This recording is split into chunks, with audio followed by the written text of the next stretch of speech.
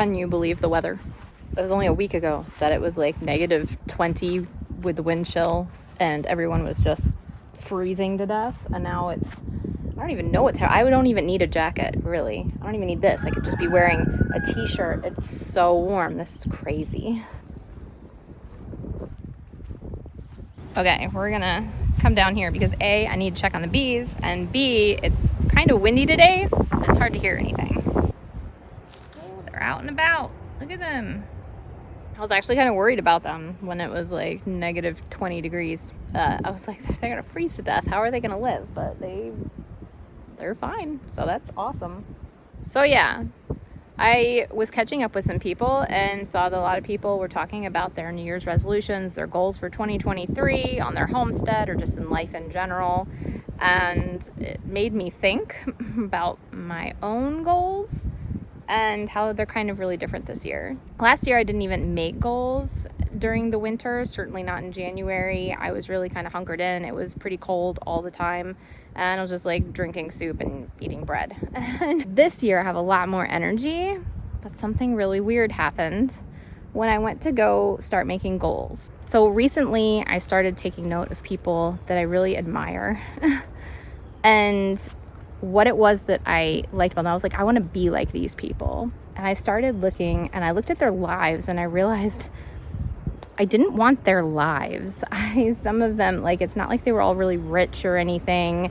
Some of them didn't even have family necessarily. I was like, what is it about these people that I want to be like them? I don't want their lives. This is not the life I would want to live. And it came down to all these people, like, were creators. They were artists, musicians, like just even YouTubers, like people who were constantly creating, and regardless of what anyone said about them, they just didn't care. It was just like they had this thing in them that they had to create.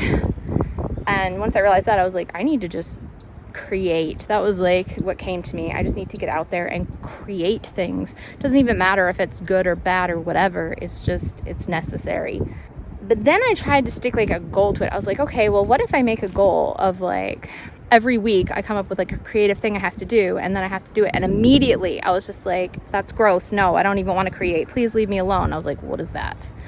Basically, anytime I started setting a goal for myself, being around anything, immediately I was just like pushing back against it. Like, I don't want to do that. Please stop. And now I realize that what it is I am not going to make any goals this year.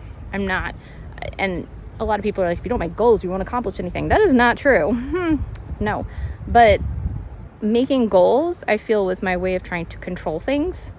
And the past 3 years have shown me that, like, the past 3 years, my entire life has shown me that, the harder I clench onto something and try to control it, the more out of control it feels.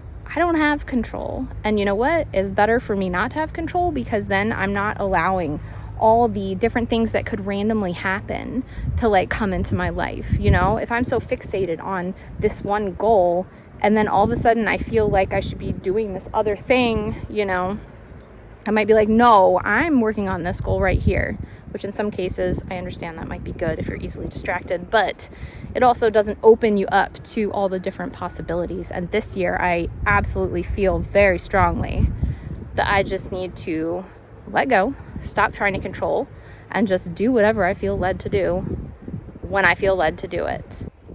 Can we talk about this field? This was sowed with a cover crop. And look, so I have all these.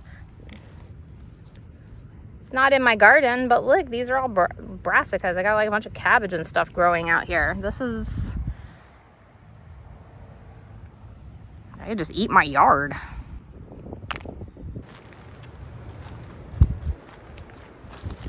Oh yeah, that is really good. I wonder if it's because of the freezes we've been having. I'm gonna have to come out here and like collect a bunch of this and eat it. This is wonderful.